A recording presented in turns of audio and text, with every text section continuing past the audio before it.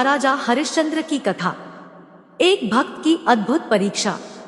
सूर्यवंश में त्रिशंक नाम के एक प्रसिद्ध चक्रवर्ती सम्राट थे, जिन्हें भगवान विश्वामित्र ने अपने योगबल से सशरीर स्वर्ग भेजने का प्रयत्न किया था। महाराज हरिश्चंद्र उन्हीं त्रिशंकु के पुत्र थे। ये बड़े ही धर्मात्मा, सत्यपरायण तथा प्रसिद्ध दानी थे। इनके राज्य में प्रजा बड़ी सुखी थी और दुर्भिक्ष, महामारी आदि उपद्रव कभी नहीं होते थे। महाराज हरिश्चंद्र का यश तीनों लोकों में फैला हुआ था। भगवान नारद के मुख से इनकी प्रशंसा सुनकर देवराज इंद्र ईर्ष्या से जल उठे और उनकी परीक्षा के लिए महर्षि विश्वामित्र से प्रार्थना की। इंद्र की प्रार्थना पर प्रसन्न होकर महर्षि परीक्षा लेने को तैयार हो गए। विश्वामित्र अयोध्या पहुंचे। राजा हरिश्चंद्र से बातों ही बातों में उन्होंने समस्त राज्य दान रूप में ले लिया। महाराज हरिश्चंद्र ही भूमंडल के एक छत्र राजा थे।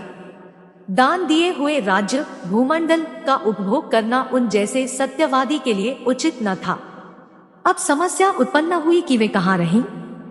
उन दिनों काशी ही एक ऐसा स्थान था जिस पर किसी मनुष्य का अधिकार नहीं समझा जाता था। वे रानी शैव्या और पुत्र रोहिताशु के साथ काशी की तरफ चल पड़े। जाते समय मुनि ने राजा से कहा कि बिना दक्षिणा के यज्ञ, दान और जप तप आदि सब निष्फल होते हैं। अतः आप इस बड़े भारी दान को सफल बनाने के लिए मुझे 1000 स्वर्ण मुद्राएं दक्षिणा स्वरूप दीजिए। मगर महाराज के पास अब रह ही क्या गया था। उन्होंने इसके लिए 1 मास की अवधि मांगी। विश्वामित्र ने प्रसन्नता पूर्वक 1 मास का समय दे दिया। महाराज हरिश्चंद्र काशी पहुंचे और शैव्या तथा रोहिताश को एक ब्राह्मण के हाथ बेचकर स्वयं एक चांडाल के यहाँ बिक गए, क्योंकि इसके सिवा अन्य कोई उपाय भी न था। इस प्रकार मुनि के ऋण से मुक्त होकर राजा हरिश्चंद्र अपने स्वामी के यहाँ रहकर काम करने लगे। उनका स्वामी श्मशान का मालिक था। उसने इन्हें श्मशान में रहकर मर्दों के कफन लेने का काम सौंपा। इस प्रकार राजा बड़ी सावधानी से स्वामी का काम करते हुए श्मशान में ही रहने लगे। इधर रानी शैव्या ब्राह्मण के घर रहकर उसके बर्तन साफ करती, घर में झाड़ू बहारू देती और कुमार पुष्पवाटिका से ब्राह्मण के देवपूजन के लिए पुष्प लाता। राजसुख भोगे हुए और कभी कठिन काम करने का अभ्यास न होने के कारण रानी शैव्या और कुमार रोहिताशु का शरीर अत्यंत परिश्रम के कारण इतना सूख गया कि उन्हें पहचानना कठिन हो गया। इसी बीच एक दिन जबकि कुमार पुष्प चयन कर रहा था, एक पुष्पलता के भीतर से एक काले विषधर ने उसे डस लिया। कुमार का मृत शरीर जमीन पर गिर पड़ा। जब शैव्या को यह खबर मिली को वह अपने स्वामी के कार्य से निपटकर विलाप करती हुई पुत्र के शव के पास गई और उसे लेकर दाह के लिए श्मशान पहुंची। महारानी पुत्र के शव को जलाना ही चाहती थी कि हरिश्चंद्र ने आकर उससे कफन मांगा। पहले तो दंपति ने एक दूसरे को पहचाना ही नहीं, परंतु दुख के कारण शैव्या के रोने चीखने से राजा ने रानी और पुत्र को पहचान लिया।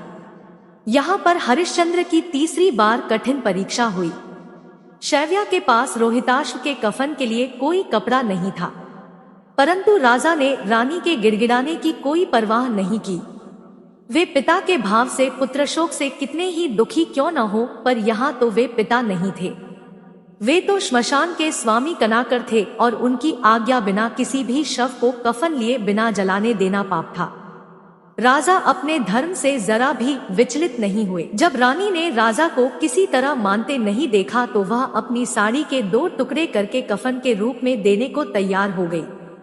रानी जो ही साड़ी के 2 टुकड़े करके तैयार हुई कि वहां भगवान नारायण एवं महर्षि विश्वामित्र सहित ब्रह्मादि देवगण उपस्थित हुए और कहने लगे कि हम तुम्हारी धर्मपालन की दृढ़ता से अत्यंत प्रसन्न हैं।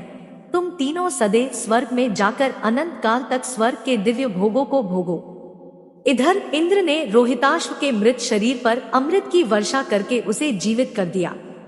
कुमार सोकर उठे हुए की भांति उठ खड़े हुए।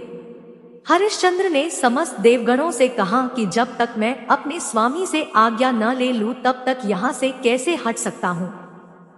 इस पर धर्मराज ने कहा, राजन, तुम्हारी परीक्षा के लिए मैंने ही चांडाल रूप धारण किया था। तुम अपनी परीक्षा में पूर्णतः उत्तीर्ण हो गए। अब तुम सहर्ष स्वर्ग जा सकते हो। महाराज हरिश्चंद्र ने कहा, महाराज, मेरे विरह में मेरी प्रजा अयोध्या में व्याकुल हो रही होगी। उनको छोड़कर मैं अकेला कैसे स्वर्ग जा सकता हूँ? यदि आप मेरी प्रजा को भी मेरे साथ स्वर्ग भेजने को तैयार हो तो मुझे कोई आपत्ति नहीं, अन्यथा उनके बिना मैं स्वर्ग में रहने का कतई इच्छुक नहीं हूँ। इंद्र बोले, महाराज, उन सबके कर्म तो अलग अलग है, वे सब एक साथ कैसे स्वर्ग जा सकते हैं? यह सुनकर हरिश्चंद्र ने कहा, मुझे आप मेरे जिन कर्मों के कारण अनंत काल के लिए स्वर्ग भेजना चाहते हैं, उन कर्मों का फल आप सबको समान रूप से बांट दे, फिर उनके साथ स्वर्ग का क्षणिक सुख भी मेरे लिए सुखकर होगा। किंतु उनके बिना मैं अनंत काल के लिए भी स्वर्ग में रहना नहीं चाहता। उनके विचार जानकर देवराज प्रसन्न हो गए और उन्होंने तथास्तु कह दिया। सब देवगण महाराज हरिश्चंद्र एवं शैव्या तथा रोहिताश को आशीर्वाद एवं नाना प्रकार के वरदान देकर अंतर्धान हो गए। भगवान नारायण देव ने भी उन्हें अपनी अचल भक्ति देकर कृतार्थ कर दिया। राजा हरिश्चंद्र का वरदान मिलने के कारण सभी अयोध्यावासी अपने स्त्री पुत्र एवं भृत्यों सहित सदैव स्वर्ग चले गए। पीछे से विश्वामित्र ने अयोध्या नगरी को फिर से बसाया और कुमार रोहित को अयोध्या के राज सिंहासन पर बिठाकर उसे समस्त भूमंडल का एक छत्र अधिपति बना दिया। दोस्तों, कहानी अच्छी लगी तो लाइक करें, शेयर करें, कमेंट करें और चैनल को सब्सक्राइब करें। Thank you.